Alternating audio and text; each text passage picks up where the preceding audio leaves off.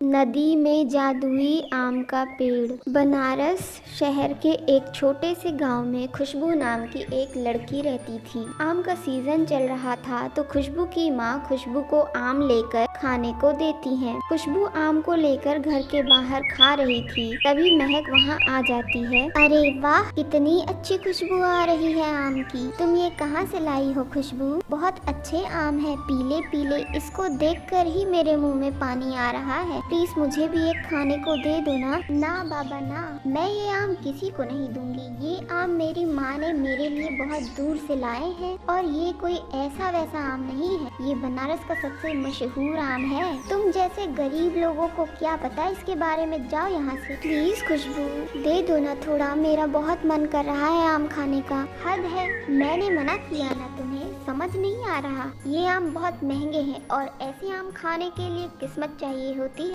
जो तुम्हारे पास नहीं है, समझी? अच्छा मुझे एक टुकड़ा ही दे दो ना। नो नो नो, तुम देख कर ही तसल्ली करो, खाने को तो मिलेगा नहीं।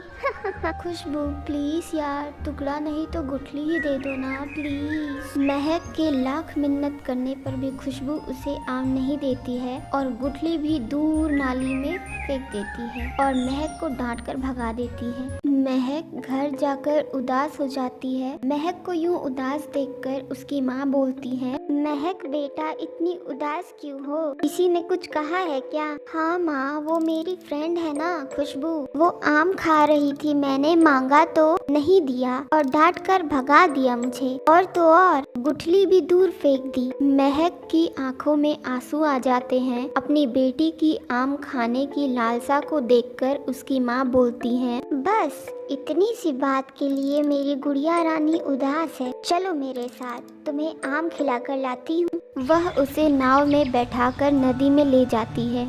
अरे माँ, मैंने तो आम मांगा था, तुम मुझे नदी में ले आई। अच्छा मैं समझ गई, हम सुबह से शाम तक नदी में मछली पकड़ेंगे और फिर उसे बाजार में बेचकर आम खरीदेंगे, है ना? नहीं मेरी गुड़िया, मैं तुम्हें एक जादू दिखाऊंगी। इस नदी में एक जादुई पेड़ है, अगर तेरी किस्मत हुई तो आज हमें वो पेड़ जरूर दिखेगा।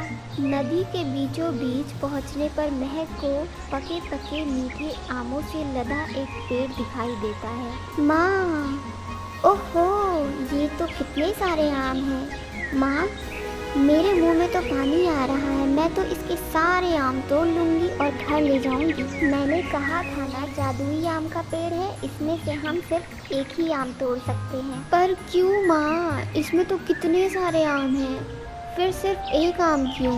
हम इसमें से सारे आम तोड़ लेंगे और गांव ले जाकर इसे बेचेंगे और खूब सारे पैसे कमाएंगे। नहीं बेटी, लालच में मत पड़ो, बस एक आम तोड़ लो। अब जल्दी, मैं यहीं बैठी हूँ, धूप भी तेज है। और उसकी माँ वहीं सो जाती है। लगता है माँ का दिमाग खराब हो गया है, इस जादुई पेड़ से सिर्फ एक आम तोड़ने को बोल रही है। इसमें तो बहुत सारे आम हैं। जब हम इतनी मेहनत से यहाँ आए हैं तो बहुत सारे आम तोड़ूंगी, चाहे जो हो जाए। इतना बोलकर महक सारे आम तोड़कर नाव में रख लेती है। आम का भार नाव सह नहीं पाया और वो अचानक डूबने लगता है। ये देखकर महक डर गई और अपनी माँ को आवाज़ लगाई, माँ उठो, माँ उठो, माँ ये देखो हमारी नाव डूब रही है।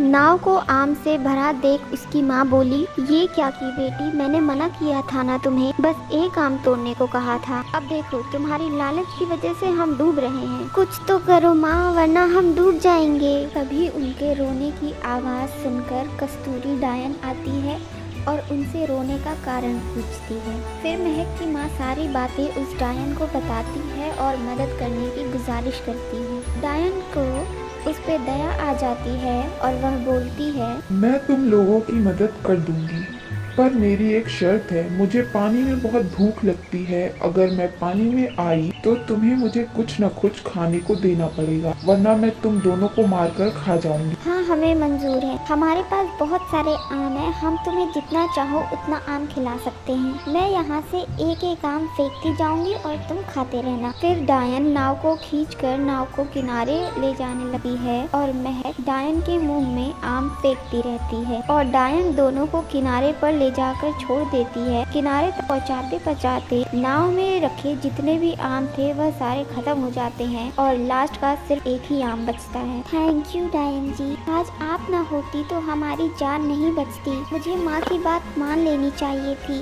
ना मैं लालच करती और ना हमारी नाव डूबती। तुम चिंता मत करो महक, इस आम में तुम्हारी किस्मत छुपी हुई है। अब तुम घर जाओ। घर जाकर महक ने जैसे ही आम काटा वैसे ही आम में से सोना चांदी ढेरों रुपए और आम का ढेर लग जाता है। माँ ये क्या, इस आम से तो ढेरों रुपए और सोने चांदी और आम की ढेर लग गई। अरे वाह माँ, ये सब उस जादुई पेड़ का कमाल है बेटी। अच्छा महक, ये बताओ अब इतने सारे सोने चांदी और आम का क्या करोगी? अच्छा माँ, मैं अब समझ गई हूँ, लालच नहीं करनी चाहिए। अगर मैं लालच करूँगी तो जो कुछ भी है मेरे पास वो नहीं बचेगा और मैं बर्बाद हो जाऊँगी। माँ, मैं इन सब चीज़ों को गरीबों में बांटूँगी और सबकी मदद करूँगी। शाबाश मेरी गुड़िया। इस तरह महक ने सबसे पहले अपने लिए एक अच्छा सा घर बनवाया और फिर गांव में ज़रूरतमंद लोगों की मदद की और फिर उस आम को पूरे गांव में बांटा।